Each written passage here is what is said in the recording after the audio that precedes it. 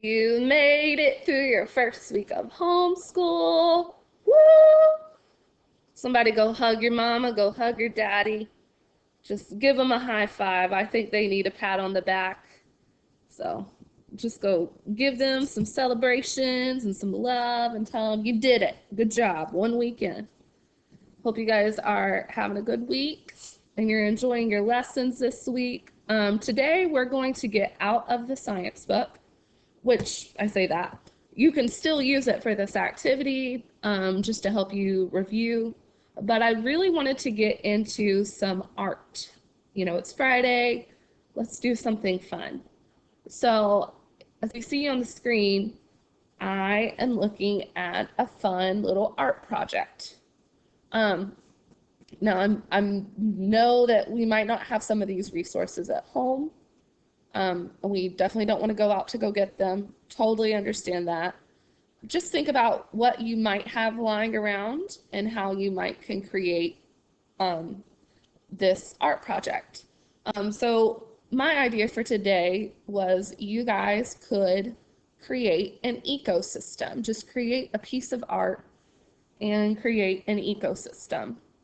And when we go back into the science textbook, we talked about ecosystems yesterday. And if you need some reminders, you can go back to page 232, or you can just listen to yesterday's lesson. But ecosystem is all the living and non-living things in a place.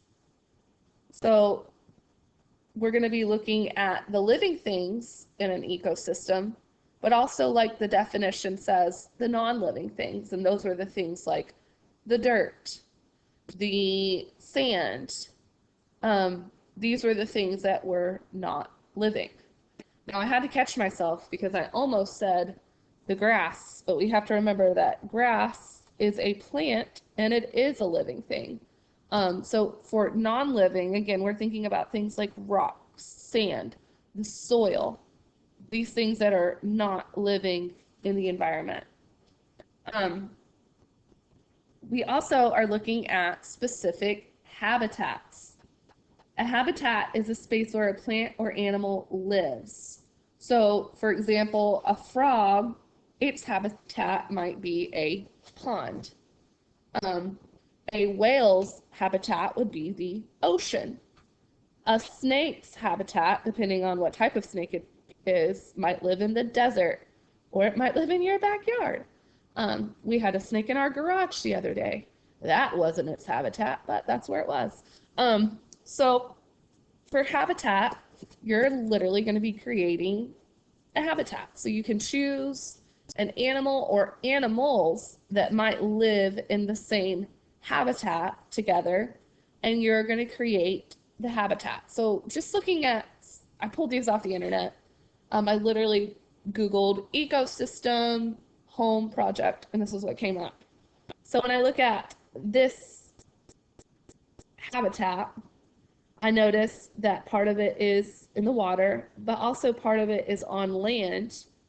And when I look specifically at that land, I see glaciers and ice. So I can think that this habitat is probably a cold habitat somewhere in the Arctic, probably, because I notice, like I said, here's an iceberg. We also have penguins. And then when you go into the water, they have killer whales. They have the rocks at the bottom of the ocean. And I like how they colored the box or painted it completely blue. And they're just showing the living and the non-living things in that ecosystem. When I look in this ecosystem, I see a bison, I see an armadillo, the tree right here, that was really cool, how they made that. See a bird, I like how they made the clouds with cotton. They probably went into their backyard and found something like this grass, the butterfly, the small pond, the rock. The rock is also a part of this habitat. It's a non-living thing, but it contributes to the habitat. And I bet if you lifted up this rock in real life, there would be tons and tons of bugs living under that rock. That's their habitat. So I like how they created that. And then this habitat looks like they put rocks. It kind of reminds me of popcorn um, kernels. And then they have cactuses. So these are some good examples. It looks like they did it in a shoebox. Again, you might not have access to these resources. I totally get that. I did want to show you some examples of things that were just done on paper, and I have no idea how they folded that. I really wish I could help you. But you guys are so creative, and I have really enjoyed just seeing you guys in STEAM this year. When I give you guys just an idea, you run with it and you make it even more amazing than I could have ever imagined. So put in what you like to do, what you're good at. I know I have a student, Carlos, if you're listening, he is amazing at folding things with paper. And I bet he could take this and do something so amazing. Just make it your style. And again, use what you have. If you don't have crayons, markers, if you have a pencil, a pen, it's okay to just sketch it out. Totally fine. Just make it your own. Maybe you don't have any of these resources, but you could create a video of you in your backyard and you could pretend to be the different animals. Just run with this idea, guys. I do like, if you do have crayons, I like how in this habitat they filled the whole paper with color. There's no white background. It's all colored in, from the grass to the mountains to the sky to this little pond. I like that. So guys, you're going to create an ecosystem or in a habitat. You need to identify what habitat you're doing. Are you doing a forest? Are you doing a desert? Are you doing an ocean? And if you need some examples of habitats, again, you can go back into the science textbook. Also, on a piece of paper, identify the living things. What are the living things in your environment? What are the non-living things in your environment? And remember, those living things are also plants. Think about what plants you are putting in your environment. What animals? What type of soil? Is it sand? Is it clay? Just identify these things. And I hope you enjoy it and just have fun with it. It's Friday. You guys made it through your first week. I am really, really excited. If your teacher has Seesaw, I know some of you don't, and that's totally fine. Upload these to Seesaw.